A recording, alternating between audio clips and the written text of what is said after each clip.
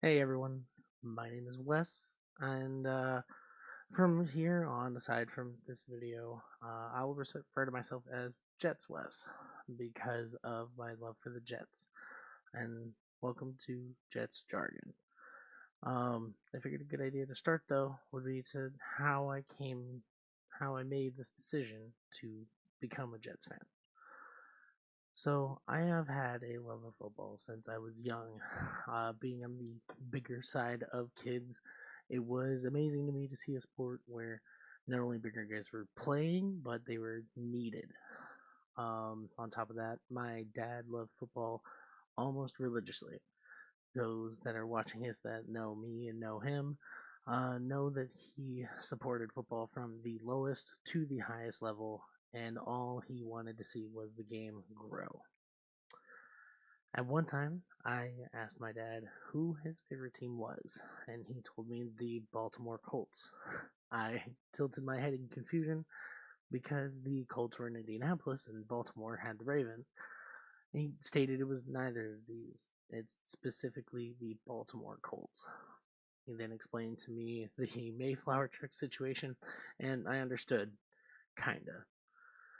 When I started to pay attention, football, including wanting to learn the history of the game, by that time, I had already decided that my favorite type of story was the underdog story. I'm a fan of Lord of the Rings, and I had already watched and watched the 3 foot nothing men defeat a global scale problem. So I asked my dad, what was the greatest upset that ever occurred in the NFL? And his immediate response was Super Bowl III, when the greatest team, the Colts, had lost to the New York Jets and Joe Namath, who guaranteed the victory. Shortly after that, we watched the old NFL films top tens, and I saw the clips and Joe, and I didn't realize it then, but I was hooked. I never forgot Joe's guarantee. The score 16-7, no matter how far away my life had led me from football. It was around this time as well that the Jets were on the late 2000s upswing, having had Favre and LT, then moving on to the Mark Sanchez years with Rex Ryan and Revis Island, and I found myself cheering the Jets to finally get another W after all of those years.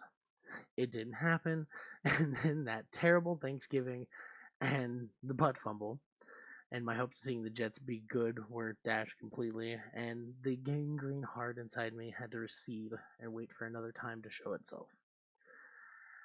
I still watch the NFL, but I had no favorite team because of it. It was harder for me to get fully invested not having a team because at the time I had lived in Texas and I felt some need in me for a team to be close.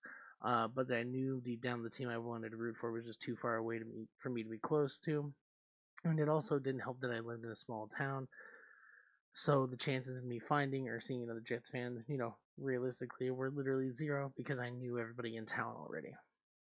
Eventually, I stopped paying attention to it deeply, um, especially around the time that my dad passed, as it was hard for me to think about his favorite hobby without him around.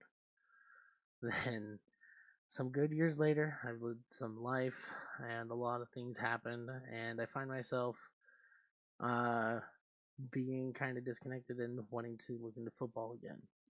Before this, I heard about the Rodgers trade, and more on that in a second. And I started to, you know, pay like passive attention. Now that I live in an NFL city, I also felt closer to the game than I ever had previously. I found a couple of content creators for the NFL, a particular pair of a Packers fan and a Broncos fan, and if you know, you know. And I love that the sport of football came back.